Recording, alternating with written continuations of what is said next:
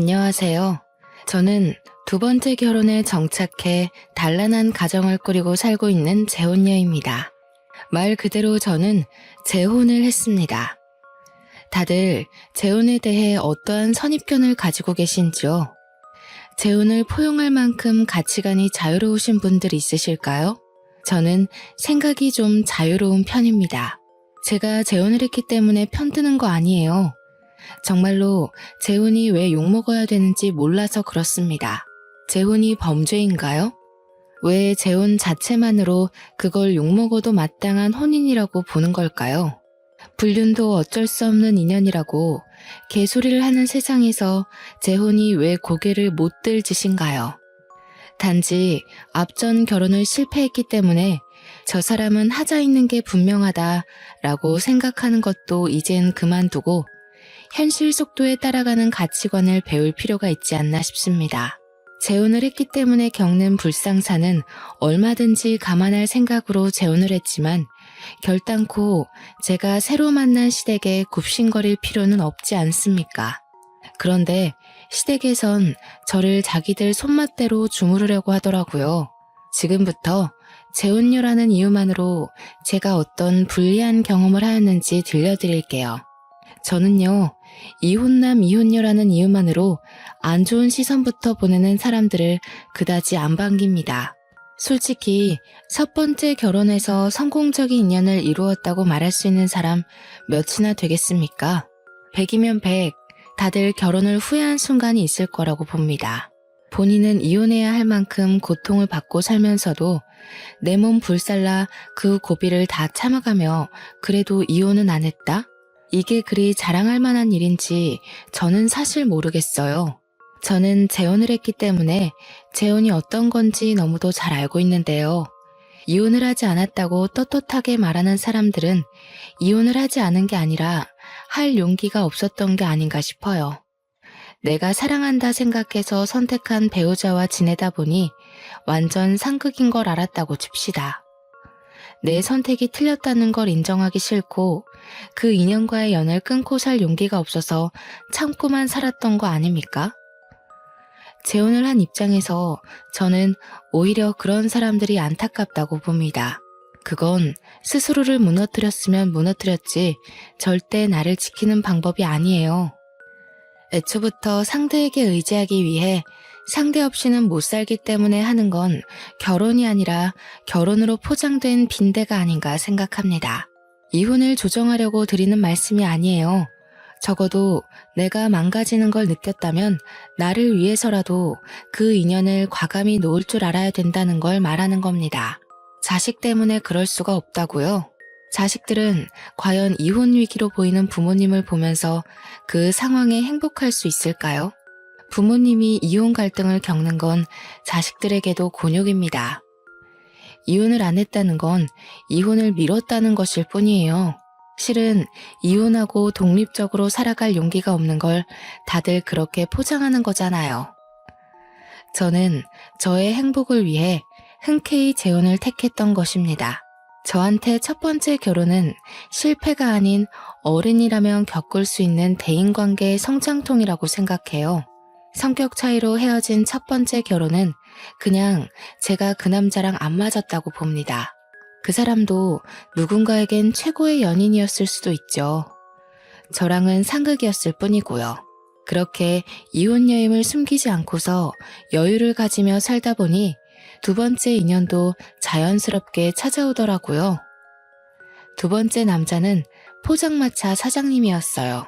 제가 결혼 때문에 잠깐 끊었던 혼수를 다시 즐기기 시작하면서 자주 가던 포장마차가 있었는데 거기 사장님과 대화가 잘 통해 말동무로 지내다가 사장님이 마음을 표시해 주어서 연인이 되었거든요.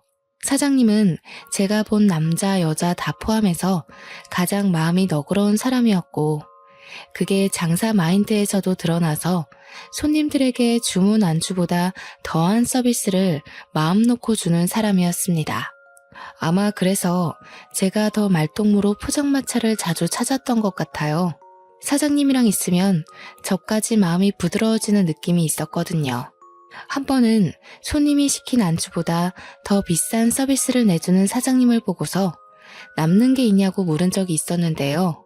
사장님은 당연히 남는 게 있기 때문에 즐기면서 한다고 껄껄 웃더라고요. 사장님이라고 해봤자 저도 당시에 나이가 있던 처지였기 때문에 사장님이랑은 겨우 3살 차이밖에 안 났습니다. 사장님은 퇴근하고도 저와 흔쾌히 술친구가 되어주었는데 그 덕분에 이런저런 얘기를 다 했다 보니까 당연히 제가 이혼한 사정도 다 알고 있었어요. 그럼에도 저를 결혼 상태까지로 봐줬다는 게 고맙다가도 한편으론 미안하기도 했습니다. 제 입장에선 재혼이 죄라고 생각 안 하지만 초혼인 사람 입장에선 상대가 재혼이면 아무래도 자기가 두 번째라는 인식을 할 수 있잖아요. 또 배우자와 같이 초혼인 경우와 혼자서 초혼인 경우는 또 완전히 다르니까요. 그래서 저는 만약 다시 결혼하고 싶은 인연을 만난다면 저 같은 돌싱을 만나려고 했습니다. 하지만 제 이혼 이력을 개의치 않아 하며 사람만 보고 끌렸다는 사장님의 고백 덕분에 저 또한 더 넓은 생각까지 갖게 되었어요. 그렇게 결혼한 저는 당연히 시댁과의 반대에 부딪힐 걸 알고 있었습니다. 제가 아무리 재혼에 대한 유연한 생각을 가지고 있다고 하더라도 아직까진 우리나라에서 재혼이 큰 하자잖아요. 더군다나 시부모는 어르신들일 텐데 요즘 젊은 사람들의 생각을 따라갈 수 있을 리 없지 않습니까? 그래요. 그것까지는 이해할 수 있었고 각오도 했습니다. 그런데 막상 결혼 인사를 드리러 갔더니 남편이 이미 나서서 시부모가 제게 입을 댈 수 없도록 손을 써놓은 것 같더라고요. 시부모가 제 개인 사정을 전혀 묻지 않고 그저 남편과 분가해서 잘 지내봤으면 좋겠다고만 말씀하시더군요. 시작부터 일이 제 입장을 생각해주니 저는 남편에게 더없이 고마웠습니다. 덕분에 저희는 결혼부터 분가까지 아주 수월하게 진행이 되었어요. 재혼 부부라고 보기엔 너무도 신혼 같았고 뭐 하나 트집 잡히는 게 없었죠. 그러나 역시 문제가 없다면 제가 재혼녀 꼬리표로 이 사연을 쓰지도 않았을 겁니다. 결혼을 한 후 이제 막 신혼 살림을 정리하고 나서부터 시모가 저희 집을 방문하기 시작했는데요. 올 때마다 제게 얼마나 황당한 말씀을 하는 줄 아시나요? 첫째는 아들이어야 하는 거 알지? 늙은이 생각이라고 욕할 것 없다. 요즘 것들이 뭘 잘 몰라서 그런 거지. 옛말대로 해야 자다가도 떡이 생겨. 어머니 말씀 잘 알겠지만 아이 성별이 어디 제 마음대로 되나요? 그리고 아직 남편이랑 아이 계획은 의논 못 해봤어요. 시모는 제 입장이 어떤지 별로 들을 생각도 없어 보였습니다. 갑자기 휴대폰을 꺼내 돋보기를 쓰더니 자기가 수소문하여 아들 낳는 방법을 알아왔다고 저한테 메모한 것을 이것저것 설명하기 시작하는 거 있죠. 그 내용 중에는 아들을 낳으려면 여자는 몸을 시원하게 해야 되고 남자는 산성 음식을, 여자는 알칼리성 음식을 먹어야 된다면서 절대 쌀밥을 먹지 말라고 하는 거 아니겠습니까? 이것만으로도 충분히 황당한데 계속 이어지는 시모의 설명 중에는 듣기에 남사스러운 내용도 있었습니다. 부부의 사생활까지 참견하면서 아들 낳을 확률이 올라간다면서 노골적으로 설명을 해주더라고요. 그 순간 제가 왜 이런 말을 듣고 있어야 되나 싶었어요. 그러면서 자기가 약사한테 알아보고 알칼리성에 강한 칼슘제까지 사왔다면서 지금부터 3개월간 꼬박 챙겨 먹으라는 거 있죠. 그날 이후로도 시모는 몇 날 며칠을 제게 전화하거나 방문해서 자기가 알려준 대로 하고 있냐고 검사까지 했습니다. 당연히 저희 부부 잠자리에 대해서도 날짜와 시간까지 물으며 제 배란일까지 계산해서 집요하게 캐물었어요. 집에 올 때는 꼭 냉장고 반찬들도 점검했는데요. 아들 낳는데 안 좋다는 음식은 죄다 마음대로 정리를 해버리는 거 아니겠어요? 어머님, 그거 어제 사온 건데요. 남편이 아침마다 사과 한 쪽씩을 꼭 먹어요. 어머님께서 챙겨오신 것들은 죄다 기름진 것들 뿐인데 남편한테 이런 거 좀 부대껴서 아침 상의는 못 올려요. 못 먹긴 뭘 못 먹니? 내 아들인데 내가 잘 알지.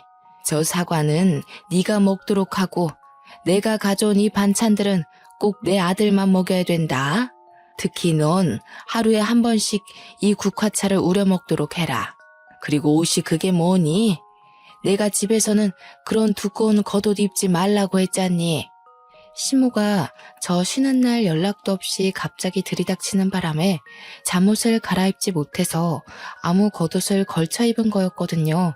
그런데 그걸 확 벗겨버리는 거 아니겠어요? 저는 시모 힘이 그렇게 센 줄 몰랐습니다. 심지어는 어디서 이상한 물건을 사와서는 집안 구석구석에 배치해 놓더니 저더러 하루에 한 번씩 그 물건들을 보면서 아들 낳게 해달라고 기도까지 하라고 하더라고요. 한두 번도 간섭하는 것도 아니고 저희 부부가 임신 계획을 해서 임신이 진행될 때까지 그럴 작정으로 보였습니다. 이건 제가 임신을 하고 싶어도 스트레스 받아서 임신이 안 될 지경이었어요. 시모가 아들 손주 보고 싶어 하는 건 알겠는데 그건 하늘에서 정해주는 거잖아요. 이런 말도 안 되는 근거들로 인해 생기는 게 아닐 텐데 허황된 미신을 믿는 시모가 한편으론 한심하기도 했습니다. 집에 하나둘씩 못 보던 물건이 생기니 초반에는 신경 안 쓰던 남편이 끝내 모형 인형 같은 것들이 뭐냐고 물을 때가 있었는데요. 저는 괜히 남편과 시댁 사이에 트러블이 생길 걸 피하고 싶어 그동안 말을 아끼고 있었거든요. 그런데 몇 달째 시모한테 시달리고 있으니 그만 남편한테 알려야겠더라고요. 아, 그거 어머님이 첫째는 아들이어야 된다고 아들 낳는데 좋다는 물건들이래. 처음엔 한두 개 사오시더니 집에 올 때마다 매번 다른 걸로 사오신 거야.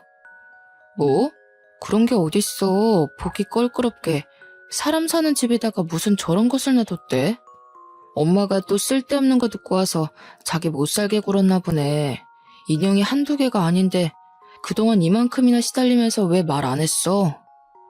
그냥 괜히 자기랑 어머님 사이 불 붙이고 싶지 않아서. 그런데 점점 심해지시니까 좀 곤란하긴 하다. 어머님이 자기 좋아하는 나물 반찬도 다 갖다 버리셨어. 자기 보고 산성 음식만 먹으래. 자기 소화기관 안 좋아서 기름진 것 자제해야 되는데 어떡하지? 예상대로 남편은 시모에게 화가 많이 난 얼굴이었습니다. 남편은 결혼을 하고 나서도 제가 재혼녀라는 이유만으로 상처받지 않도록 엄청 신경 쓰는 사람이었는데요. 시모가 제게 입질을 한 걸로 모자라 임신 부분에서 스트레스를 주고 있었다는 사실을 알자 열이 많이 받은 듯 했습니다.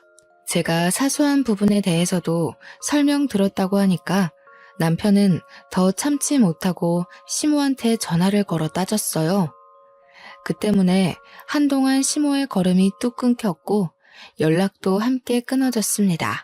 남편은 시모가 사다 놓은 이상한 모형 인형과 반찬 등 말도 안 되는 미신이 깃든 흔적 모두를 전부 내다버렸습니다. 시모가 사다 줬던 약까지도 빠짐없이 전부 다요. 남편과 시모가 다툰 것은 마음이 불편했지만 그래도 그것들이 눈에만 안 보이니까 제가 좀 숨을 쉴 수 있겠더라고요. 마음이 평온해졌기 때문일까요? 스트레스의 원흉이 사라지자 놀랍게도 저는 임신을 하게 되었습니다. 임신이 되었을 때까지도 시댁에선 제게 간섭하는 것이 없었어요. 너무 기쁜 나머지 그동안 시모가 저를 피곤하게 했다는 사실을 잠깐 망각하고서 이 사실을 시댁과 친정에 빨리 알렸습니다. 그런데 아니나 다를까 그때부터 시모가 제게 다시 슬슬 입을 대기 시작하는 거 아니겠습니까? 태몽은 누가 꿨니? 어떤 꿈이었어? 너 그동안 내가 시키는 대로 했지? 내가 준 약은 임신하기 전 3개월 정도까진 꾸준히 복용했어야 했는데 똑바로 지켰니? 아, 어머님, 손자 보고 싶은 마음은 알겠는데요. 저희는 그냥 운명에 맡기려고요. 남편도 딸이든 아들이든 상관없이 다 좋다고 했거든요. 그래서 약도 끊은 지 오래됐어요. 아이고, 나 못 산다. 딸은 무슨 딸이야? 안 된다니까 그러네. 내 손주는 무조건 첫째가 아들이어야 돼. 장남이 들어서면 너한테도 좋은 건데 왜 말을 안 듣니? 어머님, 이런 게 고집 부린다고 될 일이 아니잖아요. 딸이든 아들이든 다 제 자식이니까 이제부턴 제가 알아서 할게요. 그리고 어머님 목소리가 너무 크셔서 태교에 많이 안 좋을 것 같아요. 앞으론 신경 꺼주세요. 그때 제 전화통화가 나름 저의 솔직한 감정 표현이었습니다. 시모의 간섭을 듣자마자 지난날의 스트레스까지 겹쳐져 한꺼번에 숨통이 막혔는데 저 때문에 자칫 뱃속의 아이한테까지 피해가 갈까봐 시모를 만나는 것도 싫더라고요. 다행히 남편의 입김 때문에 시모가 저희 집에는 찾아오지 않았어요. 덕분에 저도 시모에게 양해를 구하고는 시댁의 연락은 철저히 외면하며 몸조리에만 신경 썼습니다. 그렇게 태아의 성별을 확인할 수 있는 시기가 다가왔고 병원을 같이 찾은 저와 남편은 뱃속 아이가 딸이라는 사실을 듣게 되었습니다. 아이가 건강하다는 것만으로도 너무 기뻤지만 한편으론 시모의 등살이 걱정되더라고요. 그런데 저와 달리 남편은 정말 많이 행복해했어요. 사실 자기는 딸이 갖고 싶었다고 하면서 자기 꿈이 딸부잣집 아빠가 되는 거래요. 좀 귀엽지 않나요? 남편은 틈만 나면 귀갓길에 딸 물건이나 옷, 인형 등을 사오면서 딸을 맞이할 준비에 한껏 설렘 모습까지 보였습니다. 그런 남편을 보면서 저 또한 두근거렸지만 마음 한구석에는 계속 시모 생각을 놓지 못했어요. 이걸 어떻게 알려야 되나 그 생각 때문에 계속 골머리가 아팠습니다. 결국 산부인과 검진을 한 지 한 달이나 지나서 시모한테 딸이라는 걸 알리게 되었는데요. 그날 제가 시댁을 찾아가서 말씀을 드린 거였습니다. 남편과 시부는 출근을 했던지라 시댁에 같이 없었고 시댁에는 산후조리를 끝내고 온 신우랑 신우의 아들을 안고 있는 시모만 있었습니다. 제 뱃속의 아이가 딸이라는 걸 밝히자마자 시모가 시조카를 바로 내려놓더라고요. 아니나 다를까 눈에 불을 켜고 득달같이 언성을 높였는데 바닥에 놓인 시조카 똥기저귀를 제 얼굴에 던지는 거 아니겠어요? 그러게, 내가 뭐라고 그랬니? 진작에 내 말대로 했으면 아들을 가졌을 거 아니야. 네 신우 봐라. 내가 시키는 대로 했더니 금쪽 같은 아들을 낳은 거 안 보여? 어머님, 도대체 딸이 어떻다고 이러세요? 똑같이 귀한 자식이에요. 그러는 어머님께서 낳은 형님도 딸인 건 마찬가지 아니에요? 장녀 아니에요? 그럼 어머님도 집안 망신시킨 꼴인 거네요? 어머님도 첫째로 형님 낳으셨으면서 왜 이렇게 장남에 집착하세요? 어머머, 얘 봐라. 얘가 뭐라는 거야? 희원아, 얘 지금 뭐라는 거니?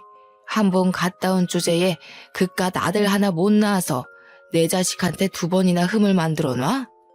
내가 너 같은 애를 순순히 받아들인 이유가 왜겠니? 그래도 한번 갔다 왔으면 고분고분 수그릴 줄 알아야지. 그러게 옳게. 아무리 시건방져도 그렇지 어떻게 시어머니 되는 사람한테 대들어? 전에 시댁에서도 이랬어? 그래서 이혼당한 거지. 역시 재혼하는 사람들이 다 그렇지. 순진한 내 동생 꼬드겨서 다시 살림 한번 펴보려고 한 것 같은데 결국 똑같은 이유로 내 동생한테 이혼당할 거야. 행동 조심해. 아들, 딸 얘기하다가 갑자기 제 재혼 얘기는 왜 나온 거죠? 애초에 아들, 딸 문제로 이런 다툼이 생겼다는 것 자체가 저는 이해할 수 없었어요. 기가 막혀서 저는 참지 않고 신우한테도 대들었습니다. 지금 뭐라고 했냐고, 왜 잘 알지도 못하는 남의 인생사 함부로 말하냐고 고함을 쳤더니 신우는 뻔뻔하게 고개 쳐들고서 저를 비웃는 거 아니겠어요? 그럼 그렇지. 사고 친 인연들 보면 다 불륜녀나 이혼녀, 재혼녀더라. 어쩌다가 내 동생이 올케 같은 해진 여자한테 넘어갔는지 모르겠는데 올케가 지금 당당할 입장은 아니야. 뭐라고요? 해진 여자? 이 집 사람들은 뭘 얼마나 잘난 삶을 살고 있길래 저한테 그런 식으로 말하는 거예요? 하긴 입에 걸레 문 사람이 잘 살아봤자 얼마나 잘 살아왔겠어요. 입에 걸레 문 사람? 올케 미쳤어? 나 올케한테 형님 되는 사람이야. 아무리 개념이 없다고 해도 그렇지 어떻게 예의 없이 그딴 말을 해? 이것 봐. 결혼 실패했던 여자들은 다 이유가 있다니까. 신우가 저를 앞에 두고 막말을 자꾸 하잖아요. 제가 그런 모욕을 듣고 있을 이유가 없지 않습니까? 더 이상 화를 참을 생각도 없던 저는 겨우 1살인 신우 아들 앞에서 신우에게 달려가 머리채를 잡고 흔들었습니다. 옆에서 깜짝 놀라 소리 지르던 시모는 우왕좌왕 하다가 당장 남편한테 전화하더라고요. 남편한테 제가 미친 짓 한다고 고자질하기 바빴어요.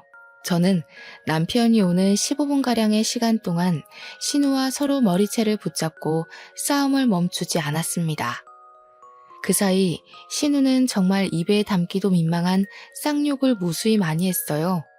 아들을 앞에 두고 그러고 싶은지 말도 안 나오더군요.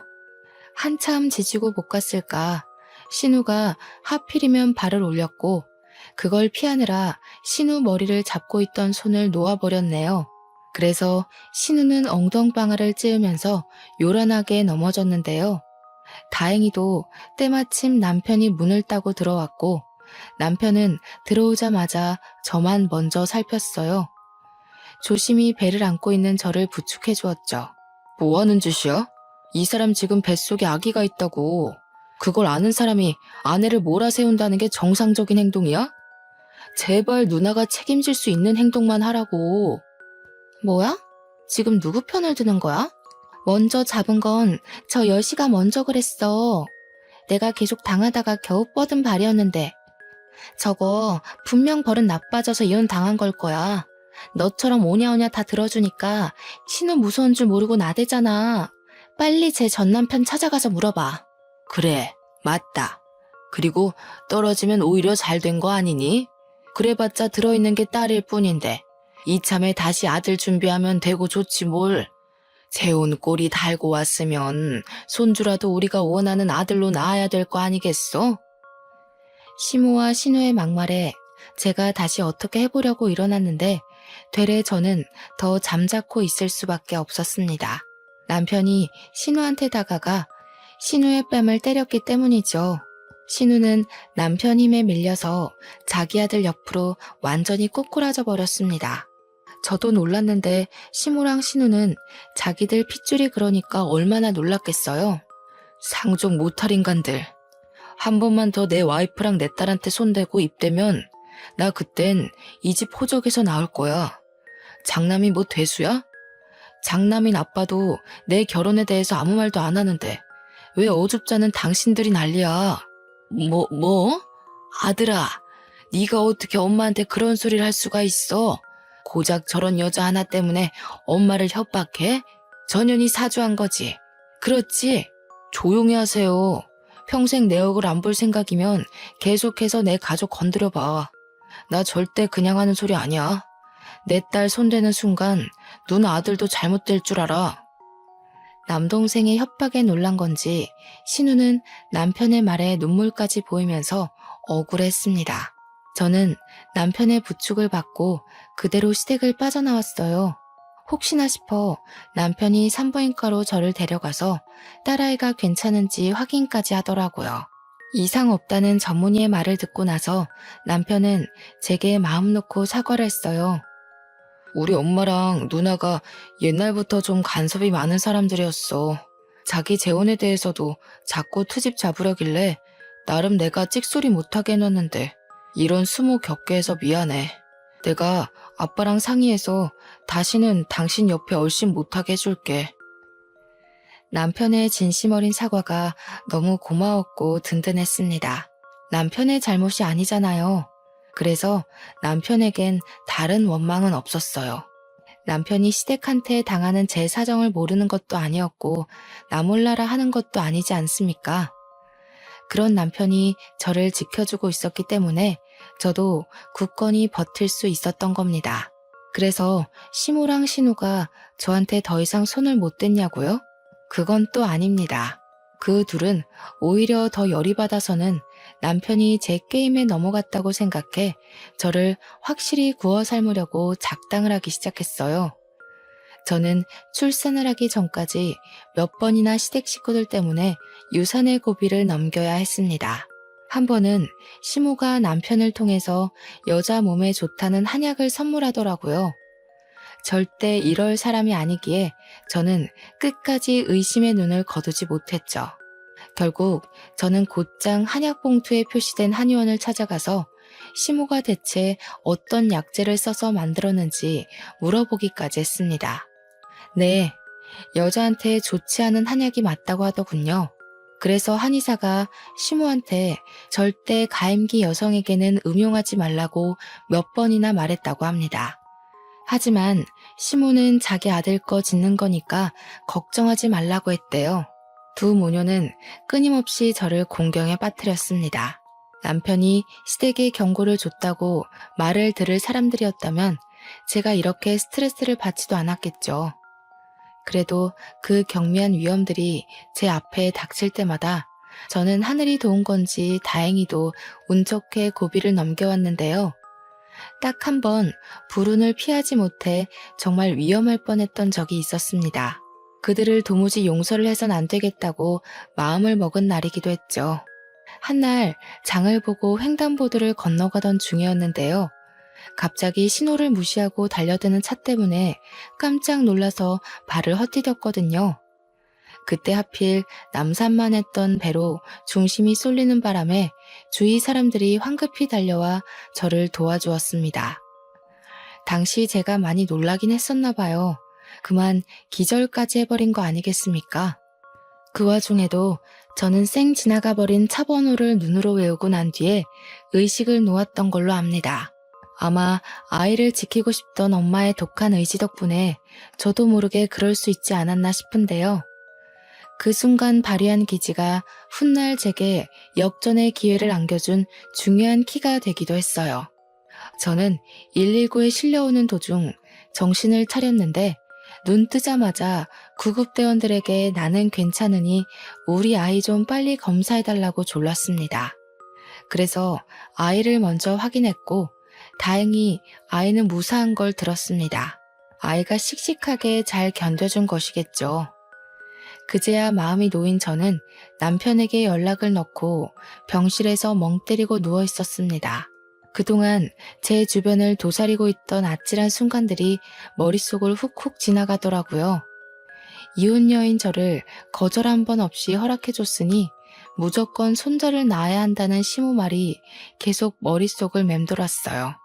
차라리 그만한 이유라도 설득력이 있는 까닭이라면 제 나름대로 이해를 해보겠다만 언제 한번 시모한테 왜 꼭 아들이어야 하냐고 물은 적이 있거든요. 그런데 시모 말이 아들 낳는데 이유가 어딨냐고 그건 당연한 일이라고 하는 거 있죠. 그러는 본인은 딸을 첫째로 가져놓고 왜 자꾸 저한테 그런 억측을 부리는지 모르겠습니다. 뒤늦게 뛰쳐온 남편은 제가 괜찮은 걸 눈으로 확인하고 의사까지 불러서 제 상태를 제대로 듣고 난 뒤에야 안심을 했습니다. 제 앞에 무릎을 꿇더니 또다시 시댁 대신 사과를 하였어요. 당신은 잘못 없다니깐. 어린애들이 하는 장난질도 어른이 감당 못할 때가 있는데 다 큰 성인들이 그러는 걸 당신이 어찌 알고 맞겠어. 당신이 자꾸 시댁 대신 사과를 하면 난 그게 더 마음 불편해. 솔직히 어머님이랑 형님 용서 못하겠는데 당신이 이러면 내가 용서해야 될 것 같단 말이야. 그렇지. 거기까진 생각 못했다. 그래도 미안해. 내가 더 주의를 기울였어야 되는 건데. 정말 엄마랑 누나가 이렇게까지 나올 줄 몰랐어. 내가 생각해도 이건 사람 짓이 아니라고 봐. 그날 남편은 제 손을 잡으면서 심지를 단단하게 굳혔어요. 시댁한테 경고했음에도 정신 못 차리고 이런 몰상식한 짓을 벌였으니 자기가 그냥 천륜을 끊겠다고 하더라고요. 가족이라고 무조건 다 포용해야 될 의무는 없다면서 시모와 신우가 먼저 선을 넘었으니 뱃속의 자식을 위해서라도 위험 요인을 끊어내는 게 맞다고 하였습니다. 저는 별로 다친 곳이 없어 그날 남편과 함께 바로 퇴원을 했고, 남편은 시댁에게 전화를 하여 절연할 것을 제대로 통보했어요. 그리고 살인미수로 고소도 할 거라고 했습니다. 저는 그런 엄벌까진 생각하지 못했는데 남편은 확실히 가족이라고 봐줄 생각이 없어 보이더라고요. 신고하는 데엔 문제 없었어요. 다행히 제가 증거 사진을 다 남겨놓기도 했고, 아파트 건물 CCTV랑 도로 CCTV를 통해 제가 누군가의 고의로 위험에 처했다는 사실은 얼마든지 입증이 가능했으니까요. 계속 상황을 모른 척하며 떳떳하게 주장하던 시모가 남편이 고소를 한다고 증거 다 있다고 확고한 발언을 하자 그제야 당황해서 꼬리를 내리기 시작했는데요. 남편은 그 변명의 목소리조차 듣기 싫다면서 그대로 전화를 끊어버렸어요. 그랬더니 다음날 시모가 신우랑 같이 저희 집에 찾아와서 남편을 붙잡고 늘어지더라고요. 아들아, 정말 이 엄마 마음을 몰라서 그런 거니? 나쁜 뜻은 전혀 없었어.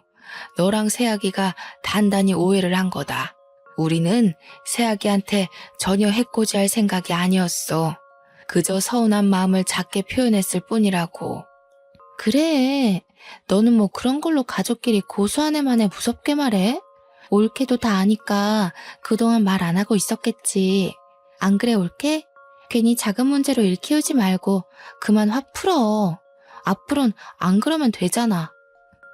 여러분들은 이게 과연 사과라고 생각하시나요? 반성의 기미가 있다고 보십니까? 누가 들어도 변명일 뿐이기만 한 발언으로 남편한테 사정을 하고 있으니 남편이 어디 눈 하나 깜빡하겠어요?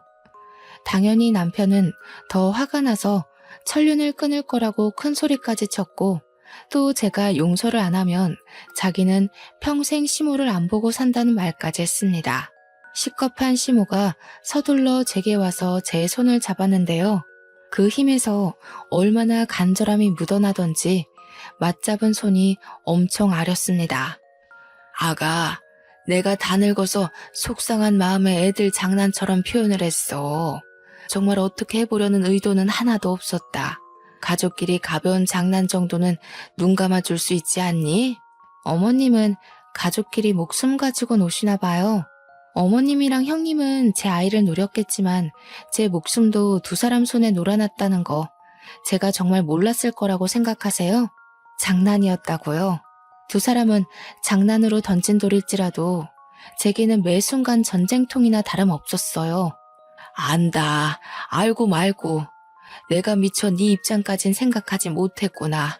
이렇게 잘못했다고 사과를 하지 않니? 다시는 그런 일 없을 거다. 나 이렇게 우리 아들 안 보고 못 살아. 제발 한 번만 눈 감아주렴. 그래, 올케. 내가 솔직히 좀 심했어. 인정할게. 멀쩡한 내 동생이 한 번 갔다 온 여자한테 장가가는 게 아까워서 그랬어. 엄마가 아들 손자 바라는 것도 나랑 같은 심리야. 미안해. 딸 낳아도 괜찮아. 그러니까 우리 그만 화해하자. 저는 시모도 시모지만 신우의 태도가 정말 어처구니 없었습니다. 시모는 그래도 발을 동동 구르며 저를 붙잡고 울상짓는 신용이라도 했는데 신우는 전혀 아니었거든요. 한눈에 봐도 신우는 자기가 왜 사과를 해야 되는지 모르는 눈빛이었고, 고소만큼은 피하기 위해서 어쩔 수 없이 고개 숙이는 느낌이 났어요. 원래부터 좋게 넘어갈 생각은 아니었지만 신우의 반성 없는 꼴을 보니 이 상황을 조용하게 넘어가면 안 될 것 같더라고요. 결국 신우는 자기 무덤 자기가 판 셈이에요. 신우 태도를 보고 제가 제 행동을 결정하려 했는데 신우는 제가 당시 현장을 피바다로 만들도록 화를 돋운 거예요. 저는 자리에서 일어나 잠깐 방에 들어가서 종이봉투 하나를 들고 나왔습니다. 그러고는 신우 발 앞에 패디기를 쳤어요. 제가 횡단보도에서 의식 잃으면서까지 차번호를 외웠는데요. 조회해보니까 엄청 재미난 사실을 알았지 뭐예요? 형님 그렇게 떳떳하게 아들 낳았다고 자랑하더니 유부남 꼬셔서 낳은 애였어요? 제 말에 신우는 처음으로 크게 당황하면서 입을 어버버거렸습니다. 이 사실을 처음 듣는 남편과 시모는 저희 대화에 끼어들지 못하고 있었고, 남편이 대신해서 신우 발 아래 있는 종이봉투를 들고 확인했어요. 남편이 평소 눈치가 빠른 편인데 아니나 다를까 남편의 표정이 어그러지면서 대충 뭔가를 눈치챈 것 같더라고요. 이게 다 뭐야? 이거 누나잖아. 이 사람이 이번에 새로 만났다는 남자야? 그렇게 꽁꽁 숨기고 나중에 밝혀주겠다더니 이 사람 뭐 하는 사람인데? 아, 그거 형님이 불륜녀라는 증거야. 내가 형님이 뭔 차에 사고 당할 뻔했다고 했잖아. 어떻게 보면 그것도 뺑소니나 다름없는데 경찰한테 차 조회 좀 해달라고 했지. 그런데 웬 아저씨 차라고 하더라고. 내가 아는 게 있는데 절대 그럴 리가 없다고 생각했어. 그래서 더 알아봤더니 글쎄 그 차주인이 시조카의 아빠라고 하더라. 당연히 남편이 보고 있는 사진들은 제가 몰래 신우 뒤를 밟아서 찍어놓은 불륜 현장의 모습이었습니다. 신우는 남의 가정 파탄내고 유부남의 아이를 가진 불륜녀 입장이었던 겁니다. 저도 당시 그 사실을 알고 얼마나 놀랐는지 몰라요. 이렇게 추악스러운 실체를 갖고 있는 사람이 저한테 재혼녀라고 그렇게 손가락질했던 거잖아요. 놀란 것도 놀란 거지만 곰곰이 생각할수록 기분이 나빠지더라고요. 신우는 그럴 만한 입장이 아닌데도 저를 그리 못살게 굴었다는 거 아닙니까? 무슨 낯짝이 그렇게 두꺼운지 몰라요. 역시나 제가 놀란 것처럼 남편이랑 시모도 상당히 충격이 커 보였습니다. 심지어 시모는 남편이 들고 있는 사진을 뺏어가 자세히 보면서 기함을 했어요. 그 와중에 신우는 미꾸라지처럼 빠져나가려고 어떻게든 머리를 굴리고 있는 게 훤히 보였습니다. 형님, 저한테 사고는 불륜녀, 이혼녀, 재혼녀가 치는 거라고 하셨나요? 틀렸어요. 이혼녀, 재혼녀는 적어도 범죄자는 아니거든요. 그런데 불륜은 고소받아 마땅한 범죄잖아요. 고작 불륜녀 주제에 재혼한 제 앞에서 그리 고개를 쳐들고 계셨던 거예요? 어떻게 그리 뻔뻔할 수가 있어요. 식구들이 형님 이런 사람인 거 모르고 속아주니까 다 만만해 보이기라도 했나 봐요? 뭐라는 거야, 이 정신 나간 년이. 올케 내 스토커야? 어디서 이런 걸 조작해서 나를 겁박해. 이러면 내가 무서워 벌벌 떨 줄 알았나 보지? 나 그렇게 멍청한 사람 아니거든. 겨우 생각한 방편이 스토커 핑계라니 실망스럽네요. 어머님도 어머님 따님이 하는 짓 똑바로 지켜보세요. 아들 낳은 형님을 그렇게 자랑스러워하셨잖아요. 겨우 불륜녀가 낳은 손자를 둔 셈인데 어떡해요? 동네방네 손자 자랑할 수 있겠어요? 손자 자랑 전에 불륜녀 엄마라고 소문 먼저 날 텐데 괜찮으실지 모르겠네요. 제 말에 시모는 얼굴이 시뻘개져서 신우를 노려봤습니다. 제 앞이라 쪽팔린지 차마 딸에게 쓴소리는 못하더라고요. 배신감에 치를 떨면서 소파에 덩그러니 누워있는 시조카까지 노려보는 거 아니겠어요? 더 이상 빠져나갈 구멍이 없다고 생각한 신우는 이 모든 상황에 당황해서 갑자기 소리를 빽 질렀는데요. 자기는 불륜이 아니라고 사랑이고 운명이라면서 본처가 자기들 사이 갈라놓고 있는 거라고 증거 사진들을 갈기갈기 찍기 시작하더군요. 신우의 숨통을 조일 수 있는 귀한 증거인데 제가 원본을 줬을 리 있겠습니까?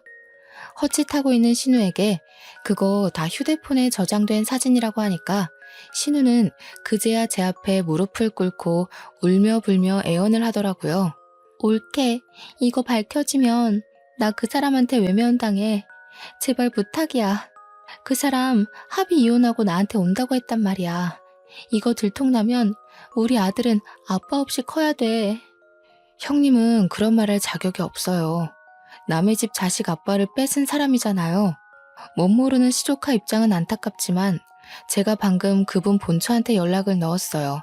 형님 같은 사람이 행복한 가정을 꾸리고 산다면 남겨진 그 집 가족들한테 너무 잔인한 일이잖아요.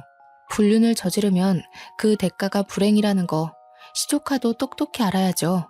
저는 신우 앞에서 휴대폰을 들이밀며 처음 보는 번호로 그 사진들을 전송한 걸 보여줬습니다. 신우는 다시 얼굴색이 돌변하더니 제 휴대폰을 바닥에 냅다 집어던졌어요. 그러고는 울분에 차서 저를 노려보는데 자기 폰으로 불륜남이 전화가 오기 시작하자 사색이 되더라고요. 불안에 떨며 전화를 받고는 자기야 하면서 변명을 막 하는데 제가 본 사람들 중 가장 못나고 찌질해 보였습니다. 어쩜 시무도 신우도 이런 식으로밖에 못 살았을까요? 남편 위로 저런 사람이 둘이나 있는데 남편은 저들과 달라서 얼마나 다행인지 모릅니다. 난장판인 시댁 식구를 보면서 한심한 마음에 혀를 내두르고 있던 차 남편이 알아서 그들을 쫓아냈습니다. 남편은 문을 닫기 전에 그 두 사람에게 딱 한마디 엄포를 남기더라고요. 연락할 때까지 다신 얼씬도 하지 말라고 말입니다. 시무랑 신우를 본 건 그때가 마지막이었어요. 2달이 지난 지금까지 만난 적이 없네요. 출산하기 전에 그들을 떼어낼 수 있어서 천만 다행이라고 생각합니다. 출산 내내 험난한 시간을 보냈는데 그게 출산 임박까지 이어졌다고 생각해보세요.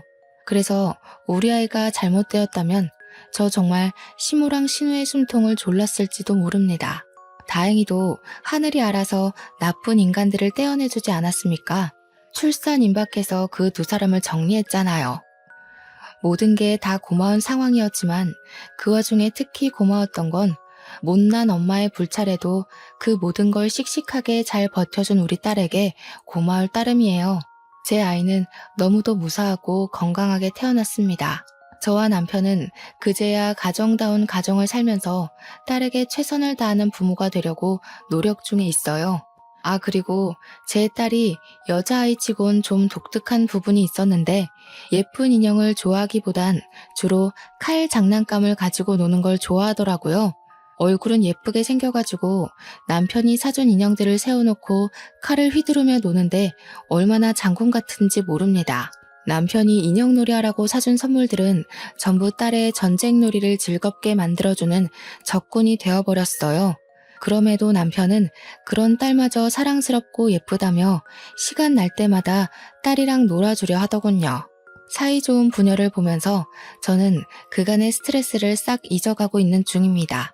그리고 시댁 사정은 전과 다를 게 없었어요. 여전히 제 눈에 코빼기도 안 보였고 근근히 소식은 들렸지만 명절조차도 마주할 수 없었습니다. 이게 다 남편이 제 편의를 봐줬기 때문이죠. 제가 그런 몰상식한 시댁을 안고서 결혼 생활을 이어갈 수 있는 이유도 전부 남편의 덕이라고 봅니다. 가끔씩 시부만 저희 딸을 만나러 신혼집에 방문하고 있는데 시부 말 들어보니까 시무가 늘 같이 동행하고 싶다 하는 것 같다더라고요. 시부가 한 번씩 남편한테 슬쩍 시무 얘기를 물어보곤 하는데 그때마다 남편이 단칼에 거절하는 바람에 시무는 아직도 저희 신혼집 동네조차 못 밟아보는 중입니다. 시부는 한 번씩 더 보는 것 말고는 저희에게 화해할 것을 딱히 강요하지는 않았습니다. 시부도 신우와 시모의 행적을 들었을 테니 감히 눈 감아주라고 언급하지 못하는 거겠죠. 그래서 그저 제 딸의 사진이랑 동영상만 찍어 시모한테 보여주는 걸로 만족하고 있어요. 또 신우는 제가 신우 불륜남의 본처에게 증거물을 죄다 보내줘서 상간녀 소송을 당했다고 하더라고요. 죗값을 받으라고 일부러 본처에게 알린 것이기 때문에 신우가 어떻게 되었는지 괜찮은지 딱히 안부가 궁금하진 않았습니다. 다만 저 때문에 아빠 없이 커야 하는 시조카의 사정은 마음 한편에 계속 걸려 있어요. 부디 신우가 죗값 치른 이후로 자기 죄를 반성하고 시조카에게 부끄럽지 않은 엄마가 되었으면 좋겠네요. 보통은 이런 개첩한 시댁이라면 2번째 이혼도 마다하지 않고 했을 법한데 여태 들려드렸다시피 제 남편이 너무 진국인 사람이에요. 지금도 제가 이 글을 쓴다고 딸내미랑 둘이 자리를 피해줬는데 뭐하고 노는 줄 아세요? 아이가 6살 이전까지 촉각놀이를 하면 건강한 사고력을 가진다는 걸 공부해와서는 거실에서 밀가루 파티를 벌이고 있어요. 제가 육아 때문에 잠깐 휴직 상태인데 남편은 일까지 하면서도 저보다 육아에 더 신경 쓰고 공부를 해요. 그렇다고 저한테 소홀한 것도 아닙니다. 남편이 요리에 일가견이 있어서 포장마차를 운영한 것도 있었는데 자기가 집에 있는 날에는 자기가 식사 준비를 하려고도 해요. 제가 이런 사람을 두고 어떻게 다른 생각을 하겠습니까? 저는 남편을 만나 너무 행복해요. 시댁이 그런 사람들일지라도 남편 때문에 이겨내고 싶을 만큼 남편을 사랑합니다. 앞으로 제 삶에서 다른 인연은 없을 거예요. 저를 위해 살려고 노력했기 때문에 제가 완벽한 제 짝을 만나지 않았나 싶습니다. 나랑 잘 맞는 사람을 찾는 건 참 힘들다는 거 압니다. 결혼을 겨우 2번째 만에 성공한 저조차도 복권 당첨이나 다름없다고 생각하고 있어요. 이게 서로 존중하는 마음이 참 중요한 것 같아요. 상대방을 나로 생각하면서 내가 받고 싶은 대우만큼 상대방을 대우해준다면 잘 맞는 사람을 찾는 게 꽤 금방일지도 몰라요. 천생연분이 나타나길 바라기보단 나를 먼저 가꾸고 있는다면 좋은 연분이 반드시 생길 겁니다. 제 사연은 여기까지입니다. 들어주셔서 감사하고요. 항상 행운 가득한 날 되시길 바래요.